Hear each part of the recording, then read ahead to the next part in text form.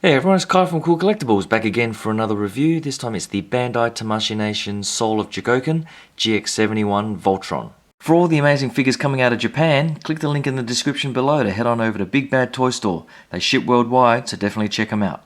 Alright, back in 2014 I got the Toonami 30th anniversary diecast Voltron version. I mean, at the time I was pretty disappointed with some aspects of that. You can click that card in the top right to check out the old review if you want to have a look at that.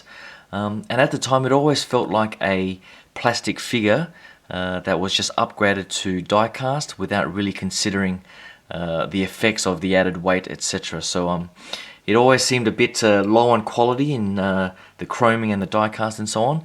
And so when this particular version from Bandai was announced, I was definitely interested. I didn't have much of an interest in the previous Bandai Soul of Chogokin figures, but by all accounts everyone was telling me that Soul of Chogokin is pretty much the top of the range in large-scale robots in die-cast form. So after I saw a couple of more photos of this, I pretty much ended up making the decision to sell that Toonami version, which I did late last year. And I'm definitely glad I did that and have this version because straight off the bat, this is definitely the definitive version of the Lion Force Voltron out there at the moment. So just a few pics on the back there of the box art. So it does come with this outer sleeve, and the inner sleeve I think has the same backing with all the photos, and the front is just another picture of the figure itself. So I'll get this out the way and quickly go through all the lions. Actually, before I do that, I should be going through the accessories, which you see pretty much in front of you here. So this sort of display stand comes in separate pieces that you sort of just put the base and the sides and the top together. And it does come with a separate shelf as well, where you hold the further accessories. So the front plate here comes with two versions, the English version and the Japanese version here, for their GoLion version, which is quite nice. It does come with a sticker sheet if you do want to put the numbers on the lines, which I won't bother doing. The sword itself, I was a little bit disappointed that this sword wasn't die-cast metal. I was hoping that the sword itself was going to be a bit heavier and a bit better quality in the die-cast, but overall what they've got here with the plastic handle and the paint app is actually pretty damn good. I don't have the Toonami, as I was saying before, so I can't do a side-by-side comparison, but based on memory, I think the Toonami one was plastic as well, but fully chromed, so there were no paint applications or plastic like this on the Toonami version. But this, I believe, is more cartoon accurate, and it is quite nice. So it does have the little tab there that you just put into the lion's mouth, which has a slot that you put that in, and then you can close it up and it holds it quite nicely. All of the lion's mouthpieces are here as well, and again the Toonami I think had all of these as just chromed pieces, whereas these ones have more of a plastic and cartoon accurate look with the gold highlighting and the blaze there. Again, disappointing that I guess it's not a die-cast, but it's not too bad the way it is. And that's the same for the red here. So they all have these little pegs that you can slot in, which is a little bit tight. So there's that for the red line, which is nicely done as well. And the green here, probably shouldn't have pegged these in so tight. So that's getting a bit hard to take out. I might just bring it up close. I'll just take these off. So you get the green one there, the blue and the yellow, and they do all fit nicely within the mouths of the lions. These side pieces are all the weapons that you can attach to the shoulders of the lions. So I think on this side I think is the yellow lion and the blue on that side, so they're all keyed. So you can sort of put in the circle ones, and they're all unique to those lines, I think. These are the ones in the middle here are for the black lion. I think these ones are for the green and for the red. So you pretty much just put them in the slots on the shoulders. So not too bad that they provided this so you can sort of slot it all away. And then it comes with the longer sword, or the, what do they call it? It's almost like a javelin piece. and you just sort of put that together, and it is quite nice. So all the chroming is very high quality, no blemishes or anything on mine. And the really good thing about Bandai is their chroming. On the tamashii, not the tamashii, the Toonami version, I remember all of the chrome. You could see the flashing where they took the mold out, and so there was always like a piece of flashing or something that would sort of ruin the chrome. But on the Bandai versions here, you do not see any of that at all. And especially on the lines, it's perfect on the lines. So I think that's pretty much it with the accessories. It does come with the instruction book as well, which I do highly recommend going through. As with all other sort of Japanese figures, they are in Japanese with very little English. I'm not sure why they decide to put some things in English and not everything else. Like they translate these, the pedestal left side, for example, and the blazing sword, etc. But the key instructions, like some of these things, I mean, they translate same on the other side. But what the hell does that mean?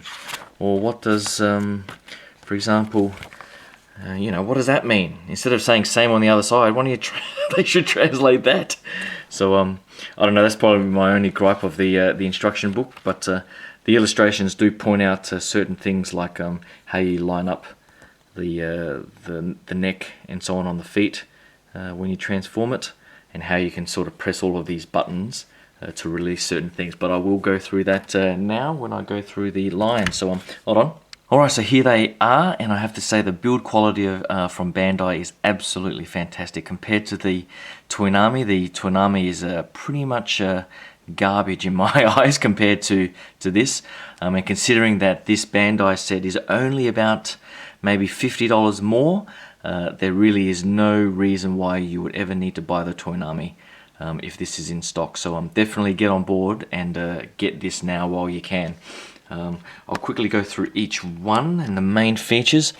The red line here, as you can see, now I guess this is the main difference with this and the Toonami. The Toonami, the main body parts were actually die cast, but a lot of the key areas, particularly for articulation and for strength, were plastic, which is where I guess Bandai really shows how they can design, or their know-how in designing a toy to be based off of die cast, where all the key joints and all the key areas are in die cast, and the body here is in plastic.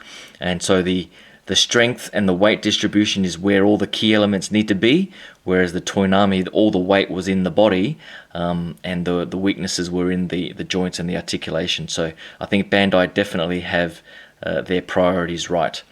So with the red line here, I love this ratchet joint here.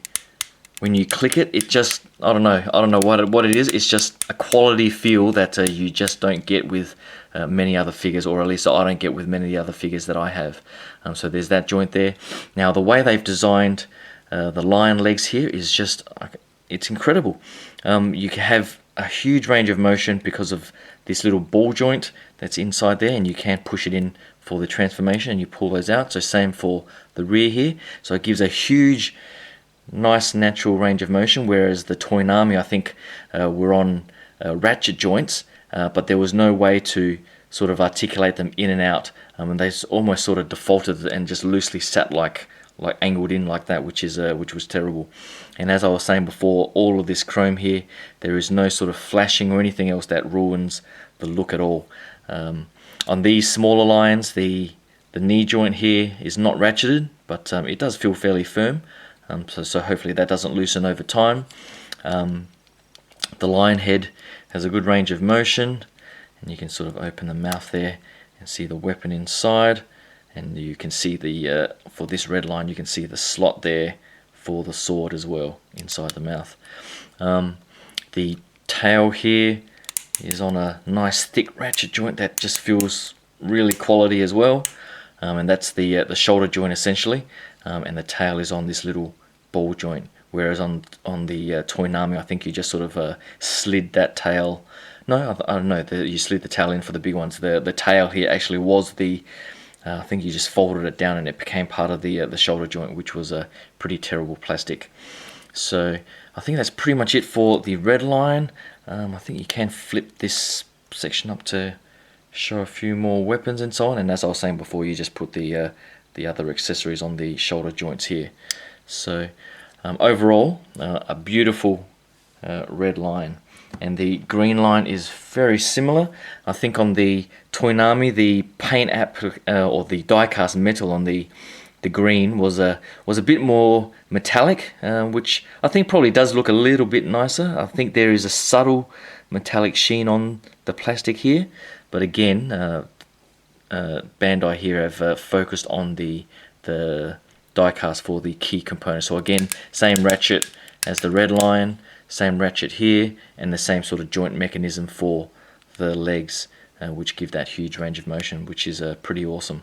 And again, the head you can pull in for the bot mode and then pull out for the lion mode, and it has a pretty good range of motion, so you can get it into quite a lot of natural poses, which reminds me, I think one of the selling points for this was the idea that all of them can sit in that lion sort of crouching pose. So with the ratchet joint there, you can sort of bend the legs and so on and get it into that sort of real crouching pose. So it's a lot easier on these smaller ones, but the best one was the big lion, the black lion, where you're able to do that as well. So with the larger one, to get that into the crouching pose, it has this joint at the top here with the two sets there, so that you can do that and then bend these beautiful ratchets like that to get it into that crouching pose.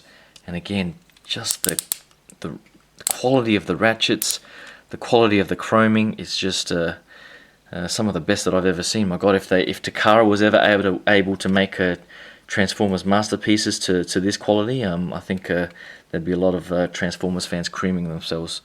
But unfortunately they don't, but I guess Bandai will take the lead on these sort of big robots. Again, with these ones, they have the joints that you can pull out. It's a little bit harder on the rear joints, but you can just see now that it's on this sort of, I don't know, special double hinge joint or something. So there's a ball joint in there that you can, or a swivel, and then there's the articulation this way. So you just need to sort of gently pull it out. And similarly for the front here, this black bracket is on a sort of a spring. When I opened it, took it out of the box, this actually popped right off, which scared the crap out of me. But luckily there are 3 pegs on this black bracket, and I think it just came loose in the packaging, so you just need to find the slots. There are 3 slots, and you just push it back in and it's fine. But even though they're on these springs, you can pull out on that joint, so you can just push it in like that, and so it's flush against the black piece, or you can then gently pull it out and have that really nice range of motion. So again, ball joints there, beautiful ratchets on the knees here, and the beautiful thing as well, these paws have ankle rocking. There's the hinge up and down, ankle rocking there. Similarly for the smaller ones, they're on like a little ball joints, so you get the ankle rocking and the hinge as well. So it's just a beautiful articulation. And I love that they've got the little ball joint on the tail as well, so you can sort of pose the tail around as opposed to just a fixed piece of plastic. And again, you can open the mouth. I think there's weapons in there as well. And I'll show the transformation in a second on what you can do with this piece here. Blue line is pretty much the same, and again you can have the little flip out weapons there. I think on the yellow, I think it just hinges up and down like that, so no big deal there. But same leg joints, nice yellow tail, paint app is nice, and again the mouth and the weapon there, so all good on the articulation and design there. The black lion, the back part to get it into that crouching pose, it was a bit tricky for me to figure out, but you can extend this whole torso section, which you should in line mode. Let me just clip that out. So you can clip that out, which adds a bit of almost like an ab crunch Not too much, but you just watch for that little tab there, I think, and as soon as it gets to that point, that's pretty much where it stays. And then this back tail section sort of just pops out. I can't remember how to, I think it just clips like that. There you go. So that folds down, and then you can get these knees up, get these ratchets all the way up like so. You can just hear the quality of those ratchets. I could listen to that all day. And then you just sort of spread the legs out like that, and then he can essentially get into that crouching pose. And so you just have his arms and pulls out like that, and it just looks sensational. So you can either display it like that. I don't think I can remember the Toynami getting anywhere near that sort of articulation, or any other previous Voltron figure that I've seen anyway. So I love the way they've designed that. The legs as well, you get that ankle rocking motion, beautiful ratchets, and the black plastic just has a really nice sheen to it. I think the only negative I had was there were a few sort of scuff marks here that you can probably barely see. So that's the only imperfection that I've got there, but everything else on the plastic, and especially this chest piece just looks beautiful. And the overall proportions, once you see it in bot mode, you'll see how much better the proportions are for this piece, because I think the Toynami was quite thin and quite small here, and the overall cartoon accuracy of the colorway is definitely more on the Bandai version here. So I'll just quickly go through how you get it back into bot mode. So essentially just reverse all of what I just did. So just clip that back in like so, straighten up the legs like so. Ready for the insertion of the other lions. So, and it just feels solid. You know, when I was doing I remember doing the Toynami, it was just like everything felt rather flimsy, but this one just feels absolutely rock solid. The arms here, I'll just fold the tail back. Just fold those down for now. These arms here, you can flip out these panels. Now I remember struggling on the Toynami version to fold up the legs, but the Bandai version here is pretty damn simple. You just fold them in like that. So no issue there at all. Flip that out again. Just fold that in there. Make sure I get that in straight. Just to clip that in like that. Then you rotate the arms around, and then there are the shoulder mechanisms up the top here. So these pieces here you just slide in, and that locks the shoulders in place. So when you rotate the arms, these pieces won't rotate as well. So definitely do that. And that's pretty much the black line. I guess I can do that now. So you just fold those out like so. And so that is pretty much the main torso done. I'll do the head last, of course.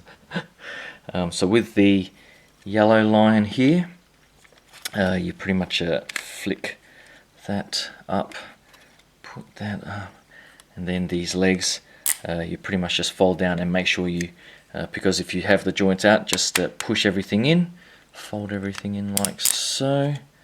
Oh, looks like I've already done part of that, but I'll fix that up now. And so I'll just go through what I just did. So really in line mode that should be all closed up, and then this headpiece you just rotate it up. Now the instructions will tell you to flip out this heel piece here, which this whole sort of structure here, you make sure you get a straight line. So you just articulate it like so, and then pretty much just make sure that this whole bit is in a straight line. So you can sort of move it like that, and there's that heel piece, and then if that's in a straight line, then that's pretty much good to go for the leg mode. So again, you just do that, rotate that down, and then these pieces you pretty much just push in and lock into place. So once you lock it into place, when you go back to line mode, you'll rotate this down, and then those springs will pop back out. So just make sure that's all aligned like so, and so you pretty much have it looking like that.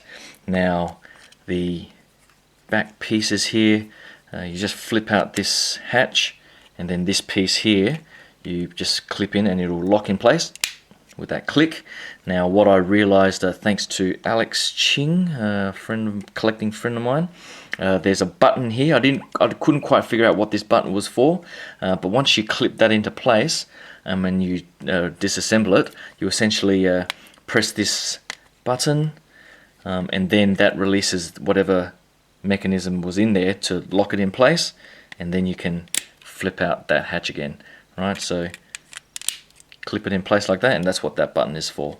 And then this button at the back here is to release the black lion's legs when you want to remove the lower leg. So once you clip all that in place, that's pretty much it. The other beautiful thing about the lion is that there's an ankle rocking motion here that you can use in lion mode as well to have a bit more of a natural pose. But in line mode here, it gives you that beautiful ankle rocking motion. So I'll leave that. And essentially for the blue line, you do the same. Flip all that up, fold those down, fold those down. And normally I'm pretty delicate with this, but it just feels so solid that I don't have any problem at all in sort of using it almost like a toy. They've designed it so well. And then you just flip out this black heel, which is a little bit tighter. So just make sure that line is straight like so. And then you just, which way do you fold it? This way. So just fold it up like so. And similarly on this side. And then just push in to lock that all in. Like that, and you pretty much have it like so, and then you have the ankle rocking motion. That's probably easy to see back here like that. So that's a really nice sort of ankle rocking motion. I'm actually trying to remember which one's the right leg. This is the right leg, so we'll have it angled that way. The arms are pretty straightforward, so you just push those joints in, fold everything away, and everything just sort of fits in nice and smooth. There's no sort of scraping like there was on the Toonami. Push the head in, and everything sort of slides in and fits perfectly like that.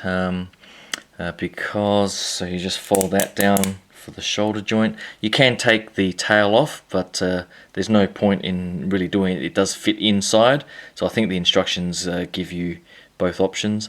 And because that's the elbow joint, you essentially just turn it around. Make sure you can turn that around, and then you can have that motion there. Or is it this way? I think he's the right arm, so you can have it that way. And then the green, pretty much do the same thing. So just push the back legs in, fold everything up, like so. Same for the front. And I love how they've got the little groove here on the neck, just so it fits in perfectly, like so. The head's already pushed in, and then fold that beautiful joint down.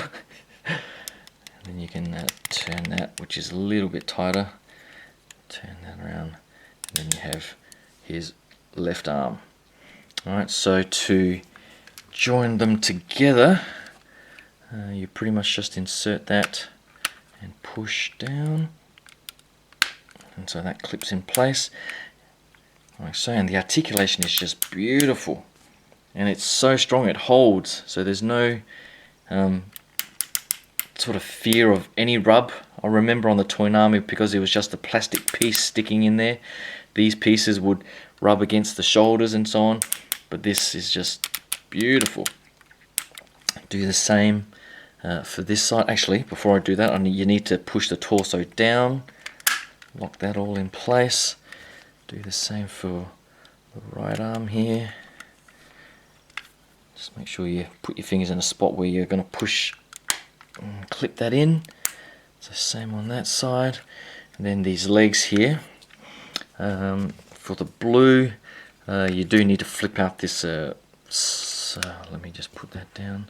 You need to flip out this, and I've already clipped that blue piece in place. So then you just, you essentially just slide it in really. Just sort of make sure it's at least a little bit straight. And you slide that in and you should hear a nice satisfying click. Like that. And then you can just move his leg out and then do the same for this side. That's all opened up. Then you should hear it click like so, and you'll find that even with this articulated out like that, it doesn't clink the legs together or anything. It's so nicely done, so solid. The legs just are beautiful. And then if I just straighten all of that out, hold on, like so, and then you come to the head here, just turn to the side, you can open the mouth so it reveals the face there, and then push that down. I think that's all the way down now.